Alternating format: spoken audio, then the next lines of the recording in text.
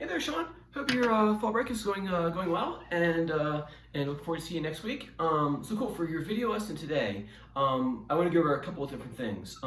One being the trading twos that we did last time, and then the second thing I want to do is if everything's looking good in your chord progression for Comfortably Numb for the verse section. I want to talk about today about the solo section and how the chords relate to David Gilmour's solo. So first thing I'll do is I'll go ahead and do the trading twos. I've pre-recorded in here. The chord progression is going to be a D, then to A, and you're going to repeat that D, then back to A, and then it's going to go to C, and G, then C, then G. If you don't know, if you could tell by hearing that, that is the solo chord changes for Comfortably Numb. And then I'll show you how it relates to what we're going to talk about today after that. So, cool. So we can get started right away.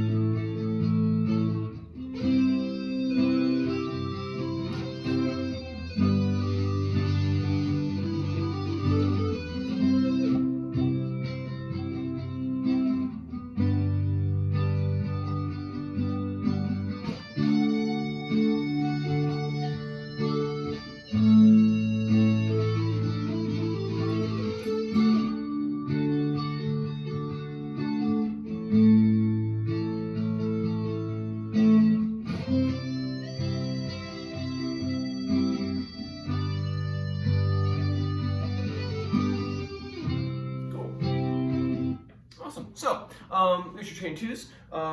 So with that, what I was doing there was basically taking what David Gilmour makes his solo kind of really neat, is that he's not just playing pentatonic noodly things kind of all around, just different sequence patterns. What he's doing is he's using, if you notice what I was doing there, was that when the D chord was playing, I was playing these notes.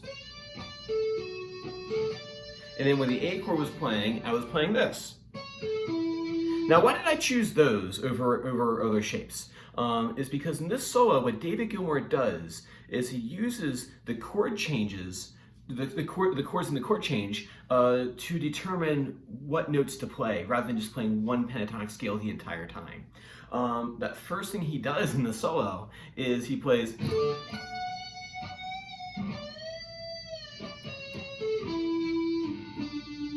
Now that right there, he basically plays this little break here. It's at the this is in the notes over here. He has like so 11, 10, 10. Now why you choose that is because he's playing a D form, or say an E form D chord, and he plays just the top part of it.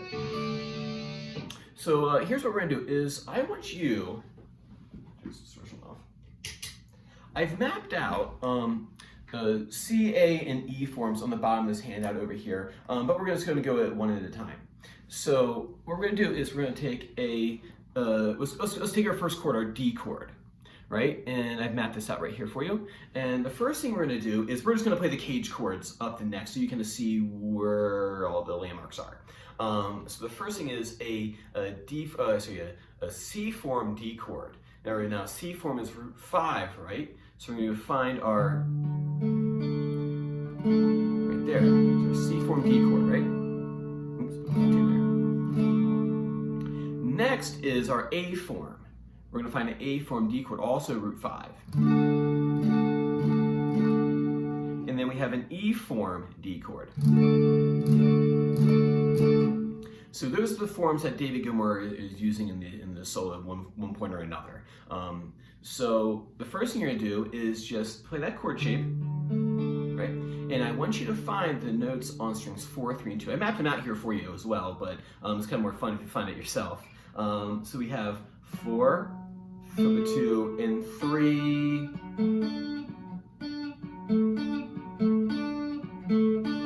The next chord change, or the next cage chord for the D is A form. And what we're going to do is we're going to find the notes on strings 4, 3, and 2. And play them singularly, so play them as one line. So far we have this. We have a C form. Who's that? There you go. And 4, 3, 2 is based off of that C form, right? If I can play it right, there we go. And then we have our we have A form, D chord, strings 4, 3, 2. And then we have E form, and on strings 4, 3, 2. And like I said, I have these mapped out on the handout over here, so it's just the first set. So we have our D chord, and then 2. And what I'm going to do is I'm going to practice. So when the D chord is playing,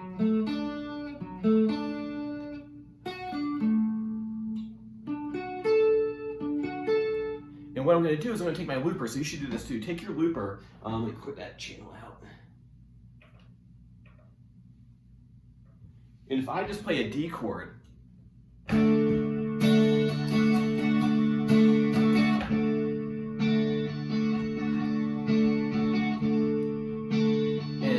if I just practice that,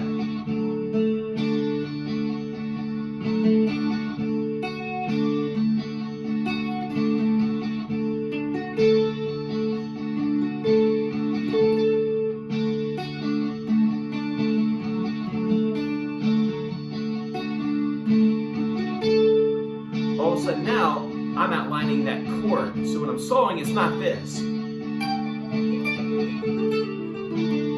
eventually maybe kind of land on something that sounds like it's conclusive. What I do is I outline, if I want to solo in the style of David Gilmour and doing Comfortably Numb, I'm going to outline the chords that are playing underneath.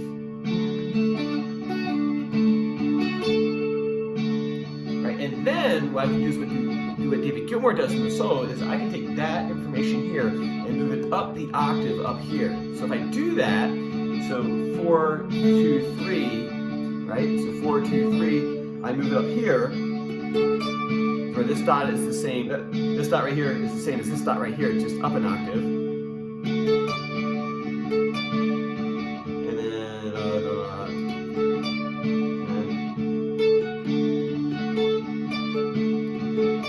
and then this one here, it's 7. Dot 1, 2, 3, 1, 2, 3.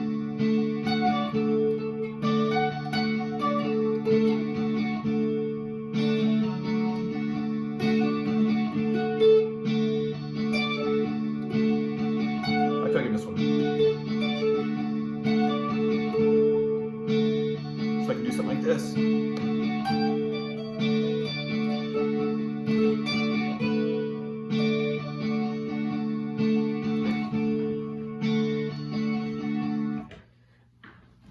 So when he does his solo, if you notice,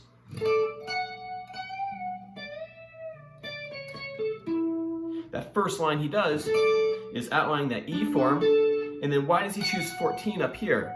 It's because 2nd fret here, 14, same note. So when he does his lick, he chooses that note because it's part of the chord down here.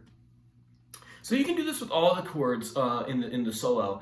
Start with D and then kind of work your way through the other ones. So if I do this now, so if I practice D by itself, and then I get bored of that, I'll go ahead and delete this channel, and then I'll move off to the A chord, and I'll do this.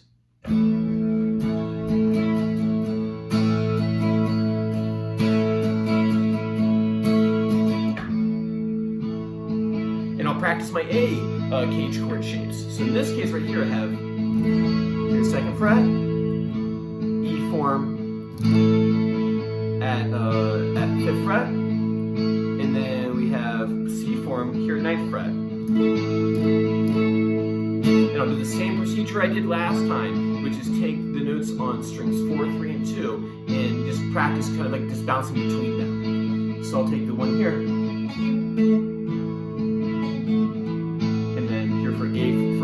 E form, and these are all mapped out like the other one. These are all mapped out on the handout.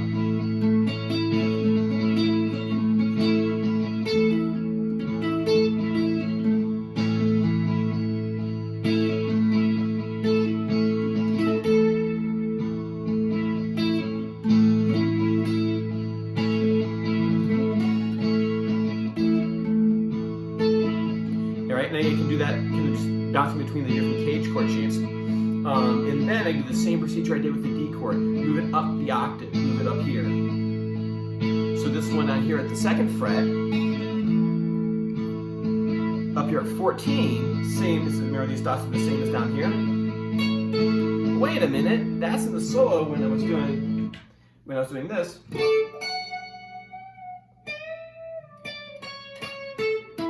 David Gilmour, when the chord progression got to A, he moved on from the D chord and outlined the A chord by following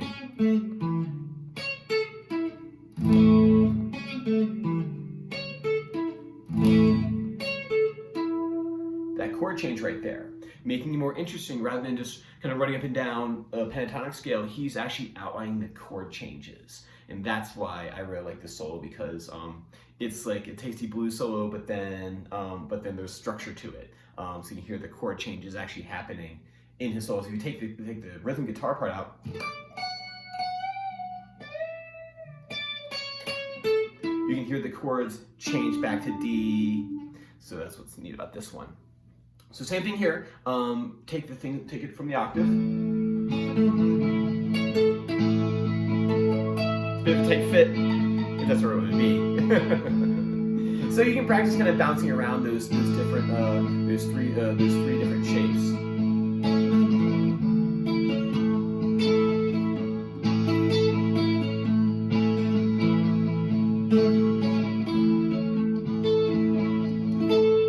And then you can deviate into.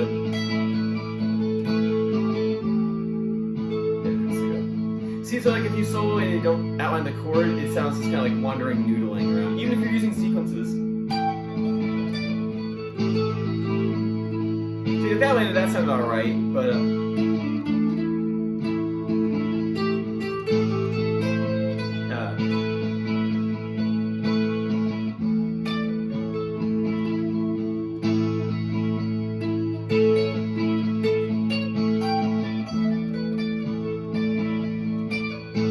so like, in my opinion, that works pretty well, but it's when you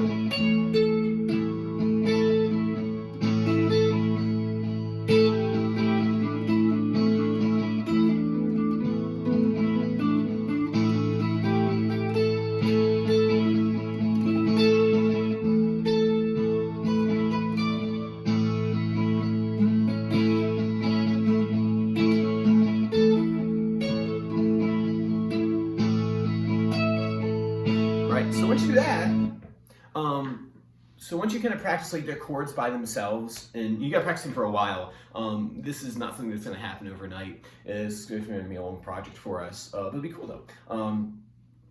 So once you do like the chords separate, so you could do a D chord for a while, and you do your A chord for a while, and then what you'll eventually do is we'll stick them together just like how it happens in the solo. So as you're going to be playing, you know, your D chord first, and you go, okay, I practice my arpeggio, and then I go to the A chord, and then back to D,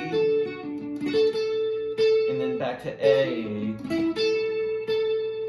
Right, but we'll save that for next week.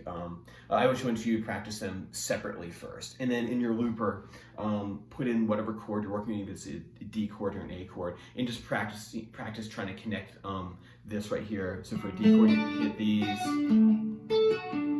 right, and just kind of move between those, and this get used to going like maybe. When I was first learning how to do this, so here's how it played out for me, was that I first like learned the shapes kind of like just like where they were. And so I would just practice doing this, or I'd go up to the octave because that was easy enough for me to think about. And then I'd move off to the next shape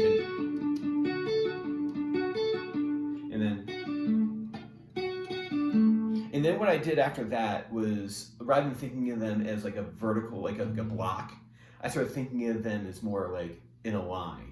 So I would play, I would go, oh, okay, if this chord shapes this here on the second string, I have this note right here, and then with this shape, this one's on the second string too, so, and then, oh, this shape here, oh, it's that 10th fret there, so if we go, and all of a sudden I started doing, connecting them this way, and So I used like one string, like I knew because the notes of the chord on the one string, and then I started kind of like connecting them that way. So it wasn't like an overnight thing where I go, oh, okay, here are these three shapes, and I kind of just sort of meandering between them. I would spend time with one of them, and then move off to the next one, and then move off to the next one, and then I tried like connecting the two by going like, kind of in one thought. So like my first thought was, okay. Get that shape, get it into my fingers, do it with the octave, okay, there I go, I got it. And then move off to the next one. And then I started doing, having two of them in like one thought. So I would go. Now, does it sound super sophisticated and complicated? No, but we first got to figure out where all the landmarks are first, and then you can start filling in those with the non-chord tones. So anyway, so I want you to practice that this week, and then what we'll do is maybe we'll learn a little bit of the solo if you're interested, and that way you can maybe get some more like riff ideas when it comes to your own soloing. Remember, always sticking with those sequence patterns. Remember your practice routine, giving yourself kind of like the parameters of your practice. So your parameters for this one might be, okay, I'm going to solo over top of a D chord. I'm going to pick one shape because I just started this is day one. So I'm going to pick the first one, the 4, 2, 3, the first one on the page. I'm going to practice that. I'm going to get that on my fingers. I'm going to do it the octave, right? I'm going to practice that until I can like do that in my sleep. And then I'm going to give myself a second one. I'm giving myself the 7, right? And just slowly build it off of there. So that same parameter box that we kind of set ourselves up in last time, where we did, okay, we're going to do a sequence, we're going to do this box, and that's just what we're going to do, rather than kind of trying to do all of it all at once. So cool, man. So practice that for me. Feel free to shoot me back if you have any questions about the chord progression for the verse section. I think I just gave you, like, I talked you through it. If you have any questions back, just send me over what you got, and I take a look at it. Feel free to shoot me any questions you have about this one. This is a big topic. So take your time in working through these arpeggios, and then we'll try to slowly integrate it into your playing. Cool, man. I will see you on next Saturday. Bye.